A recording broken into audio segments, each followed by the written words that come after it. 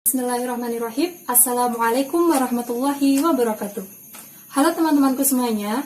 Video kali ini saya akan mempresentasikan tentang tugas proposal penelitian. Di sini saya mengambil proposal kualitatif. Nah, video ini juga untuk memenuhi tugas mata kuliah metodologi penelitian kuantitatif. Nah, di sini saya menggunakan pendekatan studi kasus ya. Proposal ini berjudul Analisis Kesiapan Guru dalam Proses Pembuatan RPP Kurikulum 2013 untuk Pembelajaran Daring di Tengah Pandemi COVID-19. Nah, selanjutnya saya akan menjelaskan mengenai bab 1. Di bab 1 ini terdapat pendahuluan. Nah, di dalam pendahuluan berisi latar belakang masalah, rumusan masalah, tujuan penelitian, dan manfaat penelitian. Baik, saya akan mengulas mengenai latar belakang masalah. Mengapa saya mengambil judul ini untuk menjadi penelitian saya?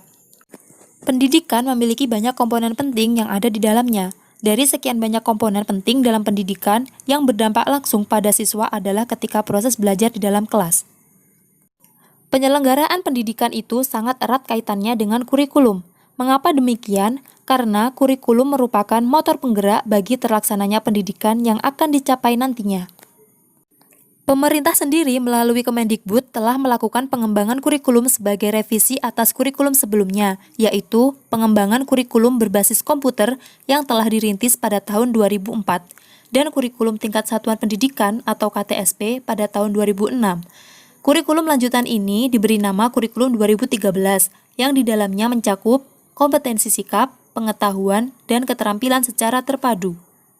Nah, berbicara mengenai guru adalah pendidik profesional dengan tugas utamanya yaitu mendidik, mengajar, membimbing, mengarahkan, menilai, dan mengevaluasi peserta didik pada pendidikan anak-anak usia dini, jalur pendidikan formal, pendidikan dasar, dan pendidikan menengah.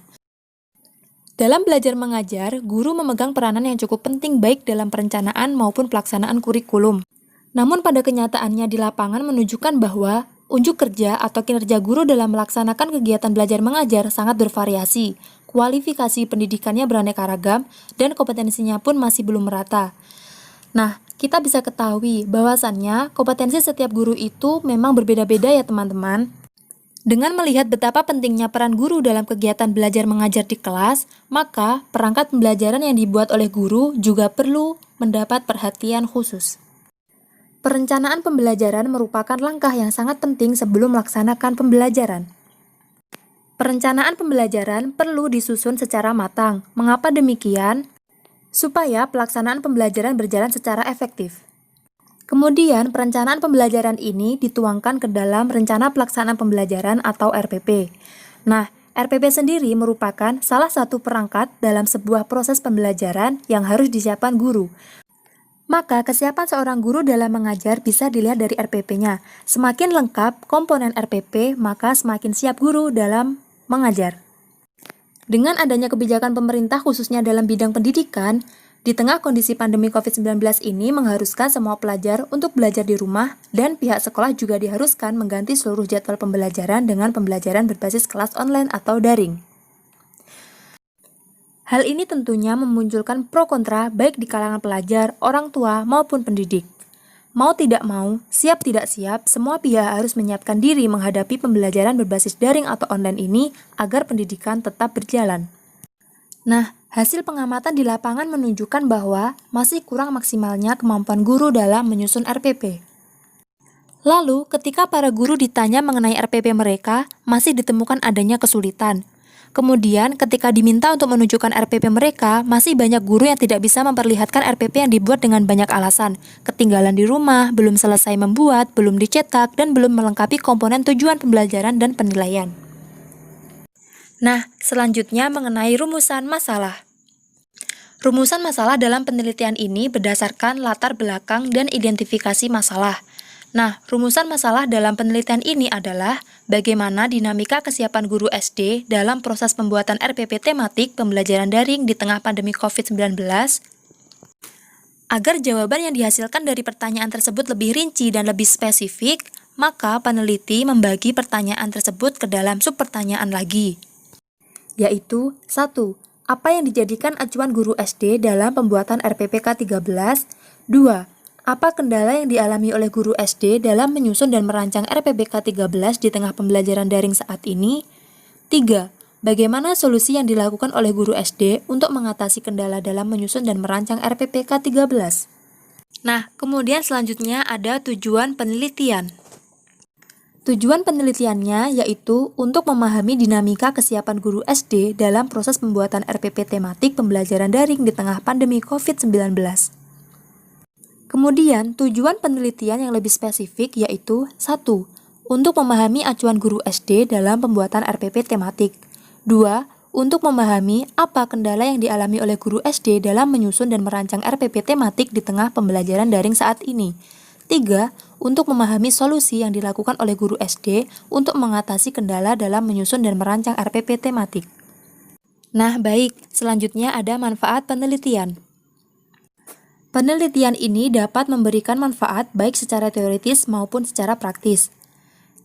Secara teoritis, hasil penelitian ini diharapkan dapat menjadi bahan kajian untuk pengembangan perencanaan pembelajaran khususnya dalam penyusunan RPP kurikulum 2013 oleh guru dan dapat dijadikan sebagai landasan guru untuk meningkatkan mutu pendidikan di Indonesia.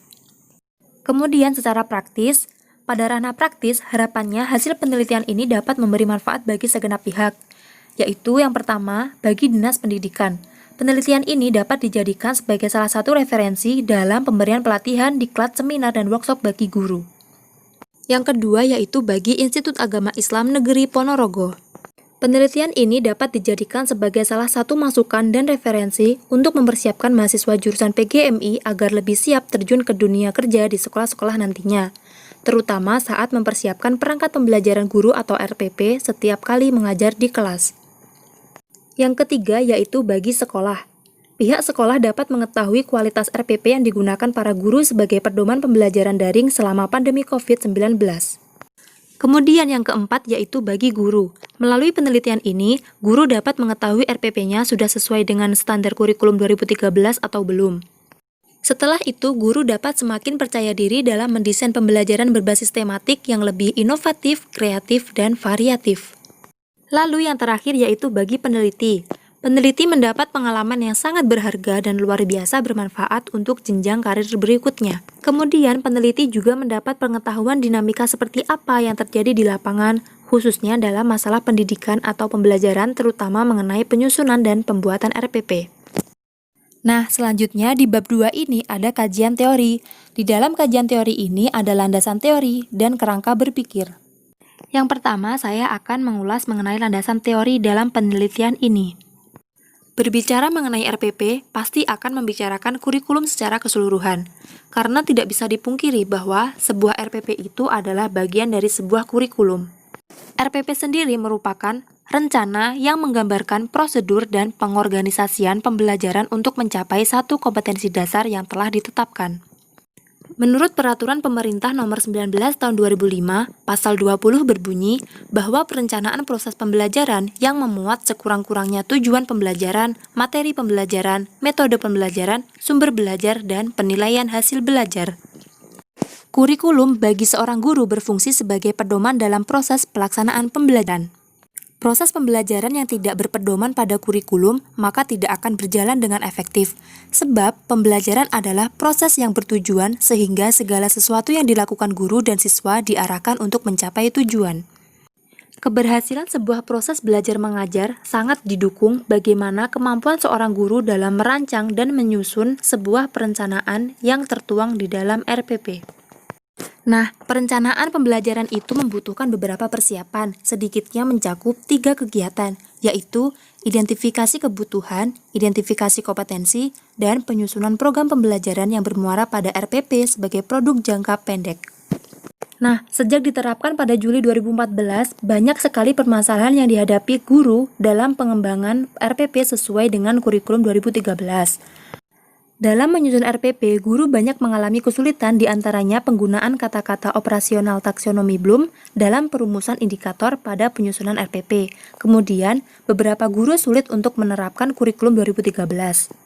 Apalagi saat ini ditambah dengan diberlakukannya pembelajaran daring atau online, membuat guru harus lebih memaksimalkan cara pengajaran mereka. Tentunya, pembelajaran daring atau online ini merupakan tantangan baru bagi tenaga guru yang membuat mereka harus menguasai media pembelajaran online untuk melangsungkan kegiatan pembelajaran dan diharapkan mampu berkreasi dalam proses pembelajaran supaya tujuan pembelajaran dapat dicapai secara maksimal. Nah, yang selanjutnya yaitu ada kerangka berpikir. Nah, selanjutnya saya akan mengulas tentang kerangka berpikir dalam penelitian ini. Seorang guru yang mengajar tanpa menggunakan RPP di dalam kelas ataupun ketika mengajar online seperti saat ini, maka pembelajaran yang dilakukan akan berjalan kurang baik karena tidak adanya pedoman. Sehingga pembelajaran sulit untuk diarahkan sesuai dengan apa yang diharapkan oleh guru. Apalagi mengingat saat ini semua lembaga sekolah atau madrasah yang ada di seluruh Indonesia diharuskan melaksanakan pembelajaran daring via online. Anak-anak dituntut untuk tetap belajar di rumah sehingga semua materi pembelajaran maupun tugas yang diberikan oleh guru harus disampaikan melalui via aplikasi online seperti Google Classroom, WhatsApp Group, e-learning, dan lain sebagainya. Tentunya hal ini juga menuntut, mendorong, dan mengharuskan para guru untuk lebih memikirkan strategi dan metode pembelajaran yang tepat dan efektif agar materi yang akan diajarkan tetap bisa diterima dan dipahami oleh siswa dengan baik. Selain itu, para guru harus bekerja 2 kali karena selain menjelaskan materi melalui video, para guru juga harus pandai memilih dan mengakses aplikasi apa yang tepat digunakan, dan guru juga harus selalu memantau kegiatan siswa, baik mengenai presensi kehadiran siswa, pemberian, dan pengumpulan tugas siswa, mengoreksi tugas siswa, dan lain sebagainya. Semua ini sesuai dengan berbagai Permendiknas, Permendikbud, dan peraturan pemerintah.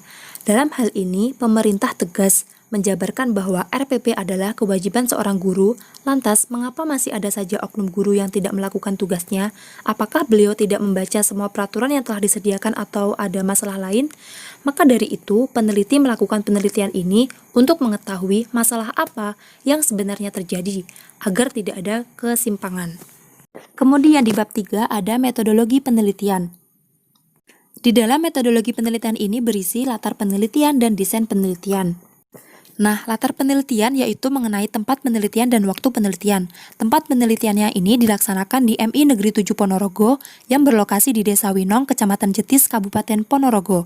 Dan waktu penelitiannya yaitu dimulai saat observasi pada tanggal 24 Agustus 2020 dan berakhir pada tanggal 24 September 2020. Penelitian ini dilaksanakan pada semester 1 pada tahun pelajaran 2020-2021. Kemudian tentang desain penelitian. Berdasarkan permasalahan yang diangkat, penelitian ini menggunakan jenis penelitian kualitatif deskripsi dengan desain penelitian studi kasus. Penelitian dengan menggunakan jenis kualitatif deskriptif pada prinsipnya ingin memberikan, menerangkan, mendeskripsikan secara kritis, menggambarkan suatu peristiwa, suatu kejadian, atau suatu peristiwa interaksi sosial dalam masyarakat untuk mencari dan menemukan makna dalam konteks yang sesungguhnya. Desain penelitian adalah semua proses yang diperlukan dalam perencanaan dan pelaksanaan penelitian. Sehingga dapat dikatakan bahwa desain penelitian adalah alur atau cara-cara yang dilakukan peneliti dalam mendapatkan data di lapangan. Desain penelitian studi kasus adalah suatu proses pengumpulan data dan informasi secara mendalam, mendetail, intensif, holistik, dan sistematis tentang orang, kejadian, sosial setting atau kelompok, dan menggunakan berbagai metode dan teknik serta banyak sumber informasi untuk memahami secara efektif bagaimana orang, kejadian, latar sosial atau sosial setting untuk beroperasi atau berfungsi sesuai dengan konteksnya. Nah, dari penjelasan tersebut, tepat bila peneliti memilih studi kasus sebagai desain dalam penelitian ini. Hal ini karena studi kasus adalah proses pengumpulan data secara mendetail dan mendalam. Nah, kemudian langkah-langkah dalam penelitian kualitatif dengan menggunakan desain penelitian studi kasus yaitu 1. Mengidentifikasi masalah, 2. Penentuan masalah, 3. Pengumpulan data, 4. Analisis data, 5. Kesimpulan. Nah, kelima langkah tersebut perlu dilakukan secara berurutan agar mendapatkan hasil terbaik dalam penelitian. Nah, demikian yang dapat saya sampaikan. Apabila ada salah kata, saya mohon maaf. Dan semoga apa yang dapat saya sampaikan dapat bermanfaat bagi kita semua. Akhir kata, wassalamualaikum warahmatullahi wabarakatuh. Terima kasih.